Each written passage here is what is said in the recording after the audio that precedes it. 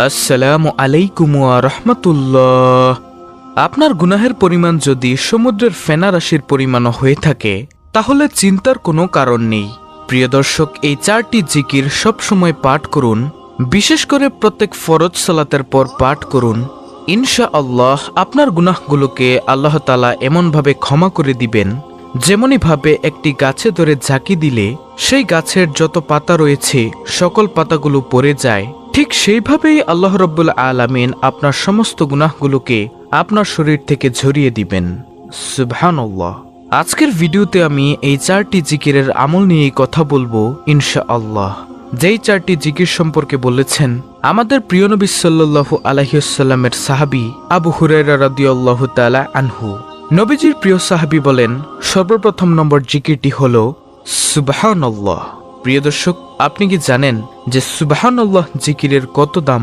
আল্লাহ তাআলা বলেন, আমার কোনো বান্দা যদি একবার সুবহানাল্লাহর আওয়াজ দেয়, আমি আল্লাহ আসমান ও জমিনের মধ্যবর্তী যত ফাঁকা জায়গা রয়েছে সকল ফাঁকা জায়গাগুলোকে নেক দ্বারা পরিপূর্ণ করে দেই।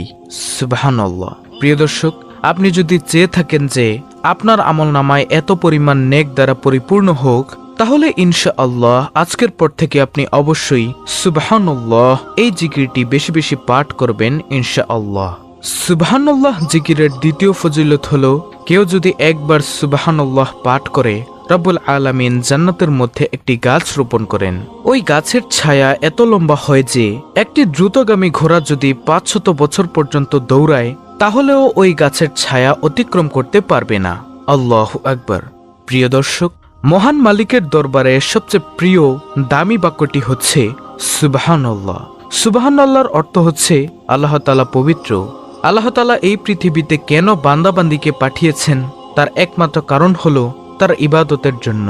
তার বান্দাবান্দি তার ইবাদত করবে সেজন্য আল্লাহ রাব্বুল আলামিন সৃষ্টি করেছেন।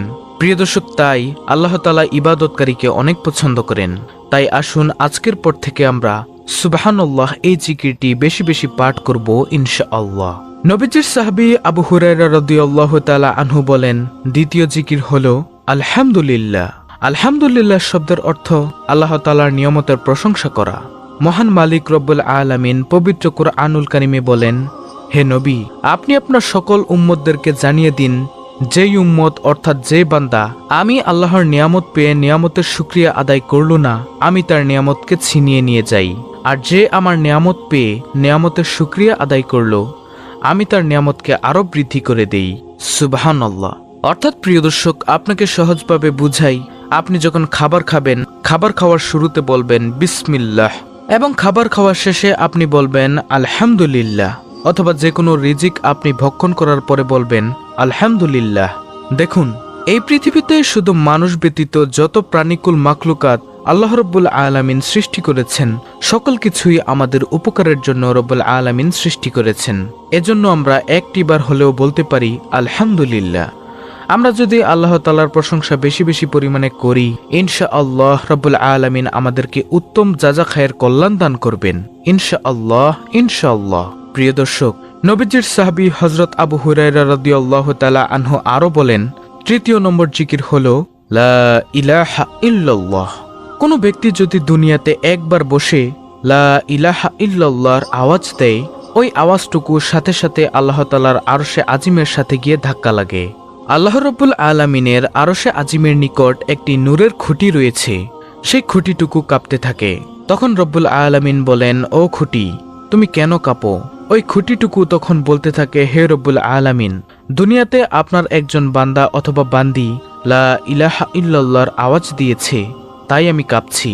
তখন আল্লাহ রব্বুল আলামিন বলেন, তুমি কাঁপা বন্ধ করে দাও। তখন সেই খুঁটি বলল, হে আল্লাহ, আমি কাঁপা থামাতে পারবো না যতক্ষণ না পর্যন্ত আপনি তাকে মাফ করবেন, ততক্ষণ পর্যন্ত আমি শুধু কাঁপতেই থাকবো। তখন রব্বুল আলামিন ওই বান্দা অথবা বান্দিকে ক্ষমা করে দেন।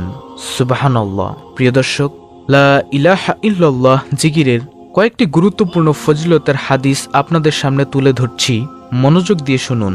হযরত জাবির ইবনে আব্দুল্লাহ হতে বর্ণিত, রাসূল সাল্লাল্লাহু আলাইহি ওয়াসাল্লাম বলেছেন, সর্বোত্তম জিকির হচ্ছে লা ইলাহা ইল্লাল্লাহ এবং সর্বোত্তম দোয়া হলো আলহামদুলিল্লাহ। তিরমিজি শরীফের হাদিস। হযরত মুয়াজ রাদিয়াল্লাহু তাআলা আনহু থেকে বর্ণিত, রাসূল সাল্লাল্লাহু আলাইহি ওয়াসাল্লাম বলেছেন, যে ব্যক্তি খালেস অন্তরে একনিষ্ঠতার সঙ্গে লা ইলাহা ইল্লাল্লাহ বলবে সে জান্নাতে প্রবেশ করবে। মুসনাদ আহমদ। হযরত ইতবান বিন মালিক রাদিয়াল্লাহু তাআলা আনহু থেকে বর্ণিত, রাসূল সাল্লাল্লাহু আলাইহি ওয়াসাল্লাম বলেছেন, যে ব্যক্তি একমাত্র আল্লাহ রাব্বুল আলামিনকে সন্তুষ্ট করার জন্য লা ইলাহা ইল্লাল্লাহ বলবে, কিয়ামতের দিন সে এমনভাবে উপস্থিত হবে যে তার উপর জাহান্নাম হারাম হয়ে গিয়েছে। বুখারী, মুসলিম, মুসনাদ আহমদ। সুবহানাল্লাহ। হযরত আনাস রাদিয়াল্লাহু তাআলা আনহু থেকে বর্ণিত, রাসূলুল্লাহ সাল্লাল্লাহু আলাইহি ওয়াসাল্লাম বলেছেন, কিয়ামতের দিন আল্লাহ তাআলা বলবেন, হে মুহাম্মদ সাল্লাল্লাহু আলাইহি ওয়াসাল্লাম, সৃষ্টির মধ্য হতে আপনার উম্মতের মধ্যকার এমন ব্যক্তিকে জান্নাতে প্রবেশ করান যে ব্যক্তি একদিন হলেও ইখলাসের সঙ্গে এ সাক্ষ্য দিয়েছে যে আল্লাহ ছাড়া কোনো ইলাহ নেই এবং সে এর উপর মৃত্যুবরণ করেছে। মুসনাদ আহমদ। যে ব্যক্তি সব সময় লা ইলাহা ইল্লাল্লাহ জিকির করবে, আল্লাহ তাআলা তাকে ঈমানের সঙ্গে মৃত্যু নসিব করবেন। সুবহানাল্লাহ, আল্লাহু আকবার। তাই প্রিয় দর্শক, আমরা বেশি বেশি পরিমাণে লা ইলাহা ইল্লাল্লাহ এর জিকির করব ইনশাআল্লাহ। নবীজির সাহাবী হযরত আবু হুরায়রা রাদিয়াল্লাহু তাআলা আনহু বলেন, সর্বশেষ জিকির হলো আল্লাহু আকবার। প্রিয় দর্শক, আল্লাহু আকবার শব্দের অর্থ আল্লাহ মহান, আল্লাহ সর্বশক্তিমান, আল্লাহই সবচেয়ে বড়, তার চেয়ে বড় তো আর কারো নেই। যে ব্যক্তি আল্লাহ তাআলাকে সবচেয়ে বড় মানে সবচেয়ে বড় হিসেবে আখ্যায়িত করে, রব্বুল আলামিন তাকে দুনিয়ার বাদশাহী দান করবেন ইনশাআল্লাহ, ইনশাআল্লাহ। আনাস রাদিয়াল্লাহু তাআলা আনহু থেকে বর্ণিত হাদিসে এসেছে, একবার নবী সাল্লাল্লাহু আলাইহি ওয়াসাল্লাম গাছের একটি ঢাল ধরে ঝাঁকি দিলেন, কোনো পাতা পড়ল না। তিনি আবার ঝাঁকি দিলেন, এবারও কোনো পাতা পড়ল না। তবে তৃতীয়বার ঝাঁকি দেওয়ার পর অনেকগুলো পাতা ঝরল। তখন নবীজি সাল্লাল্লাহু আলাইহি ওয়াসাল্লাম বললেন, নিশ্চয় সুবহানাল্লাহ, আলহামদুলিল্লাহ, লা ইলাহা ইল্লাল্লাহ ও আল্লাহু আকবার বলা বান্দার গুনাহ ঝরিয়ে দেয়, যেমন শীতকালে গাছ তার পাতা ঝরায়। মুসনাদ আহমদ। সুবহানাল্লাহ, আল্লাহু আকবার। প্রিয় দর্শক, তাই আজকের পর থেকে আমরা এই 4টি জিকিরকে বেশি বেশি পরিমাণে পাঠ করার অভ্যাস গড়ে তুলব ইনশাআল্লাহ, ইনশাআল্লাহ। বিভিন্ন ব্যস্ততার কারণে অনেকের পক্ষে নফল ইবাদত করা হয়তো সম্ভব হয় না, কিন্তু যে কোনো জায়গায় যে কোনো মুহূর্তে আল্লাহর প্রশংসায় তার জিকির করা অনেক সহজ। এই জিকিরের আমল করলে কাজেও কোনো ব্যাঘাত ঘটে না, বেশি সময়ও লাগে না। এক্ষেত্রে উপরোক্ত বাক্য 4টি আমরা সব সময় পাঠ করব ইনশাআল্লাহ। আল্লাহ রাব্বুল আলামিন আমাদের সকলকে এই 4টি জিকির বেশি বেশি পরিমাণে পাঠ করার তৌফিক দান করুন। আমিন, সুম্মা আমিন। প্রিয় দর্শক, যদি ভিডিওটি ভালো লাগে তাহলে অবশ্যই চ্যানেলটিকে সাবস্ক্রাইব করে বেল বাটন অল বাজিয়ে দিবেন। ভিডিওটিতে একটি লাইক দিবেন এবং কমেন্টে আমিন লিখবেন এবং অন্য মুসলিম ভাই বোনদের কাছে ভিডিওটি শেয়ার করে দিবেন যেন তারাও দেখে শিখে আমলটি করতে পারে।